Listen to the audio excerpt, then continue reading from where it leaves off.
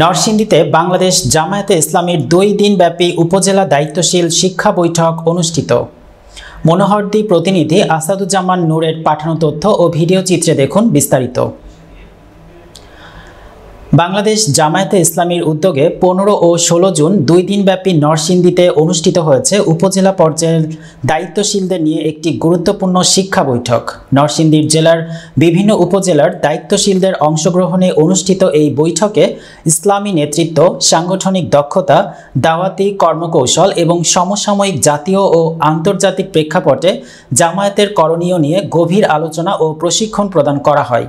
শিক্ষা শিবিরে প্রধান অতিথি হিসেবে উপস্থিত ছিলেন বাংলাদেশ জামায়াতে ইসলামীর সহকারী সেক্রেটারি জেনারেল মাওলানা এটিএম মাসুম। তিনি বলেন, জামায়াত একটি আদর্শিক দল যা কুরআন ও সুন্নাহর আলোকে সমাজ গঠনের জন্য কাজ করে যাচ্ছে। দায়িত্বশীলদের উচিত নিজেদের আত্মশুদ্ধি ও বুদ্ধিবৃত্তিক উৎকর্ষ সাধনের মাধ্যমে সমাজের আলোর পথ দেখানো।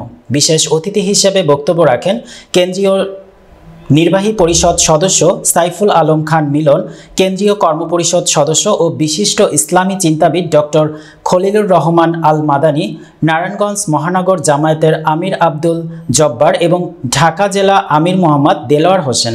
তারা সকলেই জামায়াতের কাঠামোগত শক্তিশালীকরণ ও শৃঙ্খলা ও জবাবদিহিকরণের মান উন্নয়ন, সদস্যদের নৈতিক ও চারিত্রিক দৃঢ়তা বৃদ্ধি এবং সাধারণ মানুষের সাথে ইসলামের মর্মবাণী পৌঁছে দেওয়ার প্রতি গুরুত্ব আরোপ করেন। 2 দিনব্যাপী এ বৈঠকে জেলার সহকারী সেক্রেটারি মাওলানা জাহাঙ্গীর আলম, মকবুল হোসেন সহ সব উপজেলার আমির, সেক্রেটারি এবং জেলার সকল উপজেলার কর্মপরিষদ সদস্যগণ উপস্থিত ছিলেন। শিক্ষা বৈঠকে সভাপতিত্ব করেন জামায়াতে ইসলামী নরসিংদী জেলা আমির মাওলানা মুসলেউদ্দিন। সঞ্চালনা করেন উপাধ্যক্ষ আমজাদ হোসেন। 2 দিনের এই সফল আয়োজনে জেলা জামায়াতের সাংগঠনিক সক্ষমতা ও দায়িত্বশীলদের অগ্রগতির একটি মাইলফলক হিসেবে বিবেচিত হবে বলে মত দেন আয়োজকগণ। সম্মান জানাই তারা এই জাতির বীর সন্তান, তাদের নজিরবিহীন কোরবানির মধ্য দিয়েই বাংলাদেশ জুলুমের জগদ্দল পাথর থেকে মুক্ত হতে পেরেছে। সম্মানিত ভাইরা, বাংলাদেশ জামায়াত ইসলামী এই জমিনে জনগণের মৌলিক অধিকার প্রতিষ্ঠার জন্য অঙ্গীকারাবদ্ধ। মানুষের জীবন মান উন্নত করা, তাদের নিরাপত্তার ব্যবস্থা করা, তাদের জীবনযাত্রাকে উন্নত করা, সমাজের সর্বপর্যায় থেকে অন্যায়, জুলুম, দুর্নীতি উচ্ছেদ করা এবং দেশকে স্বাধীন সার্বভৌম দেশ হিসাবে বিশ্বের বুকে মর্যাদাশীল দেশ হিসাবে, জাতি হিসাবে মাথা উঁচু করে দাঁড়াবার ব্যাপারে নিরলসভাবে সংগ্রাম করে যাচ্ছে। আমাদের আন্দোলন, আমাদের সংগ্রাম এই দেশকে এবং দেশের মানুষকে মুক্ত করার জন্য। আমরা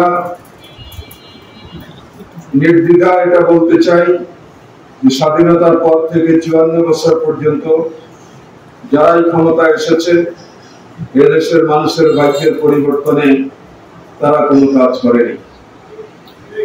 যারাই ক্ষমতায় এসেছে তারা লুটপাট, অনিয়ম, রাজনীতিহীনতা, চক্রান্ত, ষড়যন্ত্র, দেশকে বিদেশের হাতে তুলে দেওয়ার অপরাজনীতি তারা করেছে, যার কারণে মানুষ তাদের প্রতি অত্যন্ত বিরক্ত। দেশের জনগণ এমন একটি শাসন চায়, এমন একটি শাসক গোষ্ঠী তারা চায় যারা জনগণের দুঃখ বুঝবে, জনগণের জন্য কাজ করবে, দেশের উন্নয়নে কাজ করবে, দেশের অগ্রগতিতে তারা ভূমিকা পালন করবে, দেশকে ঐক্যবদ্ধ রাখবে, দেশের স্বাধীনতা সার্বভৌমত্বকে সব ধরনের হুমকির হাত থেকে রক্ষা করবে, এই দেশকে একটি উন্নত দেশের কাতারে নিয়ে যেতে পারবে, এই ধরনের শাসক এই দেশের মানুষ চায়। আমরা এটা অত্যন্ত কনফিডেন্সের সাথে বলতে চাই যে দেশকে এই ধরনের একটি পর্যায়ে যদি নিয়ে যেতে হয় তাহলে জামাত ইসলামী হচ্ছে এই জন্য উপযোগী সংগঠন। দেশ পরিচালনার জন্য যোগ্য লোক জামাত ইসলামীতে রয়েছে, আমানতদার লোক, বিশ্বস্ত লোক জামাত ইসলামীতে রয়েছে। জামাত ইসলামীর অতীতে যারাই জাতীয় নির্বাচনে পার্লামেন্টের সদস্য হয়েছেন, স্থানীয় নির্বাচনে চেয়ারম্যান, কাউন্সিলর হয়েছেন, তারা তাদের নিজ নিজ জায়গায় নিজের স্বার্থকে বিকিয়ে দিয়ে জনগণের স্বার্থে তারা কাজ করেছে। মনে চায় নামাজে যায়, মনে চায় বাজারে যায়, মনের ইচ্ছে। এইভাবে মন আমাদের সকল অঙ্গ প্রত্যঙ্গের উপর নেতৃত্ব কর্তৃত্ব বজায় রাখছে। মনের নেতৃত্বেই আমরা পরিচালিত করছি। বিষয়টা যথেষ্ট গুরুত্বপূর্ণ, মনের ব্যাপারটা খুবই গুরুত্বপূর্ণ।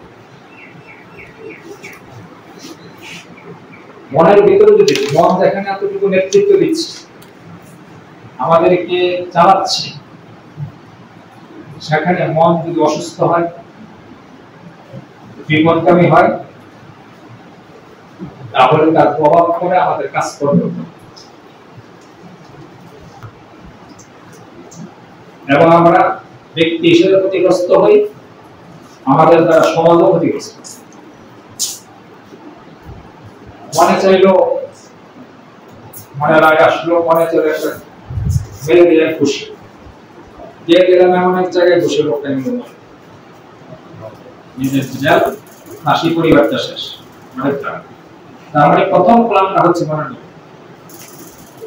মানে মন অসুস্থ হলে আমরা অসুস্থ, আমাদের কাজকর্ম ক্ষতি করবে। অন্যদিকে